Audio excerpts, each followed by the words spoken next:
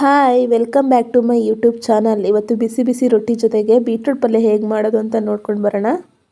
Stove on ಮಾಡಿ ಒಂದು ಬಾಣಲೆನ ಕಾಯಕ್ಕೆ ಇಟ್ಕೊಂಡು 3 ಟೇಬಲ್ ಸ್ಪೂನಷ್ಟು ಆಯಿಲ್ನ ಹಾಕ್ಕೊಡಿ. ಅದು ಕಾಯ್ದಾದ್ಮೇಲೆ ಅದಕ್ಕೆ ಸ್ವಲ್ಪ ಜೀರಿಗೆ, ಸ್ವಲ್ಪ ಕಡಲೆಬೇಳೆ, ಹಾಗೆ 4 ಎಷ್ಟಷ್ಟು ಬೆಳ್ಳುಳ್ಳಿ, ಹಾಗೆ ಕೆಂಪು ಮೆಣಸಿನ್ಕಾಯಿನ ಸೇರಿಸ್ಕೊಂಡು ಚೆನ್ನಾಗಿ ಬಾಡಿಸ್ಕೊಡಿ. ಹಾಗೆ ಅದಕ್ಕೆ ಒಂದು ದೊಡ್ಡ ಸೈಜ್ ಈರುಳ್ಳಿನ ಕಟ್ ಮಾಡಿ ಸೇರಿಸ್ಕೊತಾ ಇದ್ದೀನಿ. ಅದನ್ನು ಚೆನ್ನಾಗಿ ಫ್ರೈ ಆಗೋದವರೆಗೂ ಅದನ್ನು ಚೆನ್ನಾಗಿ ಬಾಡಿಸ್ಕೋಬೇಕು. ಈರುಳ್ಳಿ ಈ ಥರ ಟ್ರಾನ್ಸ್ಪರೆಂಟ್ ಆದರೆ ಸಾಕಾಗುತ್ತೆ. ಇದಕ್ಕೆ ತುರಿದಿಟ್ಕೊಂಡಿರುವಂಥ ಬೀಟ್ರೂಟ್ ಮಿಶ್ರಣನ ಸೇರಿಸ್ಕೊಂಡು ಅದನ್ನು ಒಗ್ಗರಣೆ ಜೊತೆಗೆ ಈರುಳ್ಳಿ ಜೊತೆಗೆ ಚೆನ್ನಾಗಿ ಮಿಕ್ಸ್ ಮಾಡ್ಕೊಳ್ಳಿ. ಚೆನ್ನಾಗಿ ಮಿಕ್ಸ್ ಆದಮೇಲೆ ಅದಕ್ಕೆ ರುಚಿಗೆ ತಕ್ಕಷ್ಟು ಉಪ್ಪನ್ನ ಆ್ಯಡ್ ಮಾಡ್ಕೊಳ್ಳಿ. ಹಾಗೆ ಖಾರಕ್ಕೋಸ್ಕರ ಸ್ವಲ್ಪ ಕೆಂಪು ಮೆಣಸಿನ ಪುಡಿನೂ ಸೇರಿಸ್ಕೊಂಡು ಮತ್ತೊಂದು ಸಲ ಚೆನ್ನಾಗಿ ಮಿಕ್ಸ್ ಮಾಡ್ಕೊಳ್ಳಿ.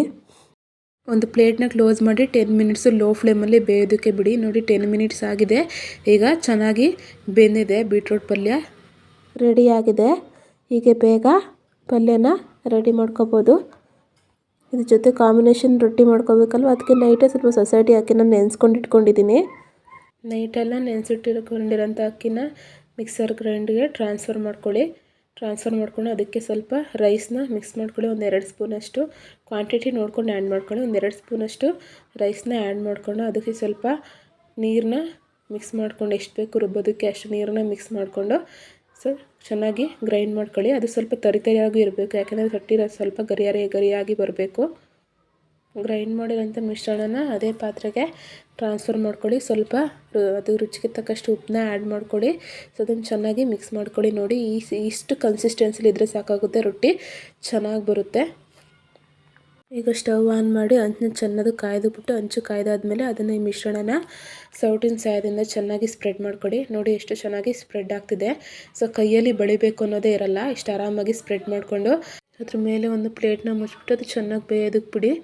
ನೋಡಿ ಇವಾಗ ತೆಗೆದ್ಮೇಲೆ ಈ ಥರ ಅದು ಬಂದಿರುತ್ತೆ. ಅದನ್ನು ಇವಾಗ ತಕ್ಕೋಬೋದು. ಇನ್ನೊಂದು ಕಡೆನೂ ನೀಟಾಗಿ ಬೇಯಿಸ್ಕೊಂಡು ಅದನ್ನ ತೆಗೆದು ಇಟ್ಕೊಬಿಡಿ. ನೋಡಿ ಎಷ್ಟು ಚೆನ್ನಾಗಿ ಬಂದಿದೆ ರೊಟ್ಟಿ. ಇಷ್ಟ ಆದರೆ ಆಯಿತು ಅಂತ ಇನ್ನೂ ಒಂದು ರೊಟ್ಟಿ ಹಾಕೋದನ್ನು ತೋರಿಸ್ಕೊಡ್ತೀನಿ. ಇದನ್ನು ಕೂಡ ಹಂಗೆ ನೀಟಾಗಿ ಸ್ಪ್ರೆಡ್ ಮಾಡಿಕೊಂಡು ಹಾಗೆ ಒಂದು ಪ್ಲೇಟ್ನ ಕ್ಲೋಸ್ ಮಾಡಿ ಅದು ಬೇಯೋದಕ್ಕೆ ಬಿಡಿ. ಇದು ಬೆಂದಮೇಲೆ ತುಂಬ ಗರಿಯಾಗಿ ತುಂಬ ರುಚಿಯಾಗಿ ಬಂದಿರುತ್ತೆ. ಈಗ ಬಳಿದು ಎಲ್ಲ ಕಷ್ಟಪಡಬೇಕು ಅನ್ನೋದೇ ಇಲ್ಲ. ನೋಡಿ ಎಷ್ಟು ಚೆನ್ನಾಗಿ ಬಂದಿದೆ. ಇದನ್ನು ಕೂಡ 2 ಸೈಡು ಕೂಡ ಬೇಯಿಸ್ಕೊಂಡು ಎತ್ತಿಟ್ಕೊಳ್ಳಿ. ಹೀಗೆ ಆರಾಮಾಗಿ ಈಸಿಯಾಗಿ ನೀವು ಬೆಳಗ್ಗೆ ಬ್ರೇಕ್ಫಾಸ್ಟ್ಗೆ ಆರಾಮಾಗಿ ಮಾಡ್ಕೋಬೋದು. ಕಡಿಮೆ ಟೈಮಲ್ಲಿ ಯಾವುದೇ ರೀತಿ ಎಫರ್ಟ್ ಆಗದೆ ಮಾಡಿಕೊಂಡು ಸರ್ವ್ ಮಾಡ್ಬೋದು. ಓಕೆ, ಇವಾಗ ನಾನು ಮಾಡಿರೋಂಥ ವಿಡಿಯೋ ನಿಮಗೆ ಇಷ್ಟ ಆಯಿತು ಅನ್ಕೋತೀನಿ. ಈಗ ಬಿಸಿ ಬಿಸಿ ರೊಟ್ಟಿ ಮತ್ತು ಬೀಟ್ರೂಟ್ ಪಲ್ಯ ಸವಿಯೋದಕ್ಕೆ ರೆಡಿ ಇದೆ. ಈ ರೆಸಿಪಿ ನಿಮಗೆ ಇಷ್ಟ ಆಗಿದ್ರೆ ಪ್ಲೀಸ್ ಲೈಕ್ ಮಾಡಿ, ಶೇರ್ ಮಾಡಿ, ಸಬ್ಸ್ಕ್ರೈಬ್ ಮಾಡಿ. ಹಾಗೆ ಪಕ್ಕದಲ್ಲೇ ಇರೋ ಬೆಲ್ಲೈಕನ್ನ ಪ್ರೆಸ್ ಮಾಡಿ. ಬೆಲ್ಲೈಕನ್ನ ಪ್ರೆಸ್ ಮಾಡೋದ್ರಿಂದ ನಾನು ನೆಕ್ಸ್ಟ್ ಮಾಡೋವಂಥ ಎಲ್ಲ ವೀಡಿಯೋಗಳ ನೋಟಿಫಿಕೇಷನ್ ಕೂಡ ನಿಮಗೆ ಬರುತ್ತೆ. Thank you. Love you all. Bye.